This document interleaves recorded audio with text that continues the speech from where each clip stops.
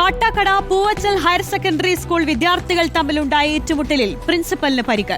വിദ്യാർത്ഥികളുടെ സംഘർഷം തടയാനായി ചെന്ന പ്രിൻസിപ്പലിനെ വിദ്യാർത്ഥികൾ കസേരയെടുത്തടിച്ചെന്നാണ് ആരോപണം. തലയ്ക്കും മൂക്കിനും പരിക്കേറ്റ ഹയർ സെക്കൻഡറി പ്രിൻസിപ്പൽ പ്രിയയെ കാട്ടാക്കടയിലെ സ്വകാര്യ ആശുപത്രിയിൽ പ്രവേശിപ്പിച്ചു.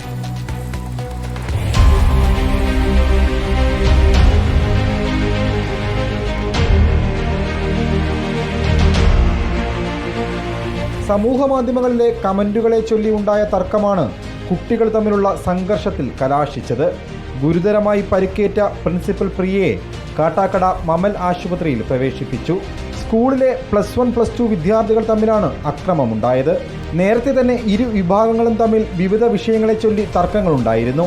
സ്കൂളിലെ 1ാം വർഷ വിദ്യാർത്ഥി 2ാം വർഷ വിദ്യാർത്ഥിയുടെ ഇൻസ്റ്റാഗ്രാമിലിട്ട കമന്റിനെ തുടർന്നാണ് വാക്കുതർക്കമുണ്ടായത്. ഇത്തരം സംഭവങ്ങൾ പതിവായി ഉണ്ടാകുന്നത് കാരണം രക്ഷിതാക്കളുടെയും കുട്ടികളുടെയും ഒരു യോഗം ഇന്ന് സ്കൂളിൽ വിളിച്ചിരുന്നു.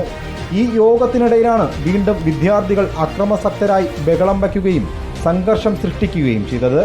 ഇതിനിടെയാണ് രംഗം ശാന്തമാക്കാൻ ഇടപെട്ട സ്കൂൾ പ്രിൻസിപ്പൽ പ്രിയ ഇവർക്കിടയിൽ വന്നത്.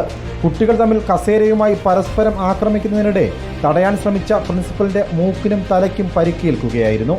തടയാൻ ശ്രമിച്ച PTA പ്രസിഡന്റ് രാഘവലാലിനെയും വിദ്യാർത്ഥികൾ മർദ്ദിച്ചു. രാഘവലാലിന്റെ നെഞ്ചിനും കഴുത്തിലും ഇടിയേറ്റു. നിലവിൽ കാട്ടാക്കട പോലീസ് സ്ഥലത്ത് ക്യാമ്പ് ചെയ്തിട്ടുണ്ട്. റിപ്പോർട്ടർ, തിരുവനന്തപുരം.